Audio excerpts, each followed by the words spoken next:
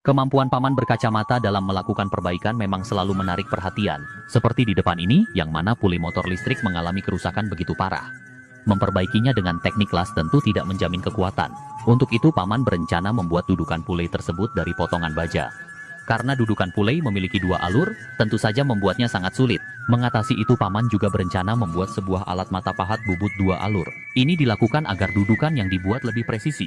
Sedikit saja kesalahan, antara alur pertama dan kedua, bisa menyebabkan salah satu V-belt mengalami kendor.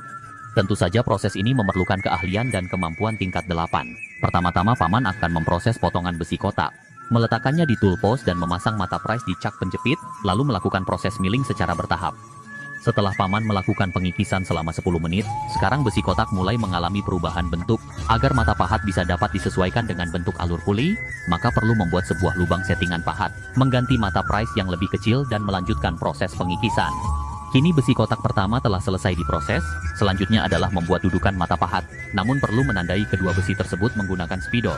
Ini dilakukan untuk menghindari kesalahan dalam proses pembubutan. Selanjutnya perlu memproses besi kotak tersebut, mengikisnya dengan data ukuran lubang yang telah dibuat, lalu melakukan pembuatan ulir. Ini bertujuan agar mata pahat nantinya dapat dikunci dengan sebuah mur. Sekarang kepala pahat telah terbentuk secara sempurna, namun belum memenuhi standar penggunaan. Untuk itu perlu menempatkan dua buah mata pahat di atasnya, menempelnya dengan lem besi tentu tidak akan kuat, maka perlu mengelasnya dengan las berjenis karbit dan kawat berjenis kuningan. Agar peralatan yang dibuat tidak mudah lepas saat digunakan, tentu saja perlu membuat gagang dan pondasinya, merekatkannya dengan pengelasan meskipun alat ini dibuat begitu rumit, setidaknya bisa digunakan dan bertahan hingga 7 keturunan.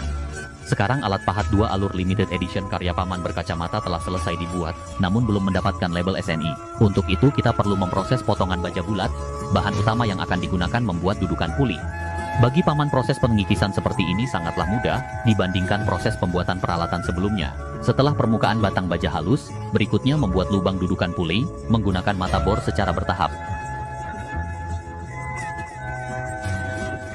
Agar mata pahat 2 alur limited edition mendapatkan label SNI, maka paman berkacamata meletakkannya di tool post, lalu mengujinya dengan melakukan pengikisan dan pembentukan alur pulei.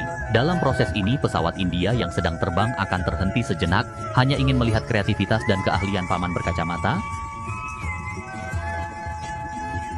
lalu menggunakan mata pahat potong untuk melakukan pemotongan pada bagian ujung yang berlebihan. Sekarang dudukan pulei terbentuk secara sempurna, namun karena dudukan pulei memiliki sebuah knockbaut stud, proses terakhir tentu saja membuatnya. Setelah paman menyelesaikan proses senai ulir, kini pulei 2 alur telah selesai dibuat.